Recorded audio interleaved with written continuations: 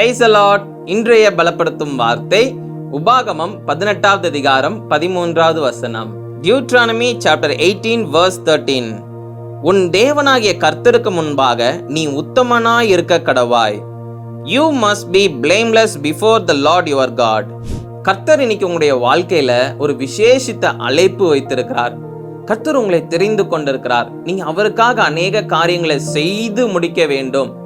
நீங்க அவருக்காக அநேக காரியங்கள்ல நீங்க ஜெயம் பெற்றவர்களாக நீங்க வாழ வேண்டும் என்று கர்த்தர் உங்கள் மேல அதிகமான நம்பிக்கை வைத்திருக்கிறார். இன்னைக்கு கர்த்தர் உங்ககிட்ட எதிர்பார்க்கிற காரியம் என்ன அப்படின்னா, உத்தமனாயிரு. உன்னுடைய வாழ்க்கையில யாரும் உன்னை குறை சொல்லாதபடி நீ வாழு. நீ என்னுடைய பார்வையில உத்தமனாயிரு என்று கர்த்தர் இன்னைக்கு உங்களை பார்த்து சொல்லுகிறார். அவர் உங்களுக்கு விசேஷித்த அழைப்பு வைத்திருக்கிறார். அது உங்களுக்கு தெரியும். அவர் உங்களை தெரிந்து கொண்டிருக்கிறார். அதுவும் உங்களுக்கு தெரியும்.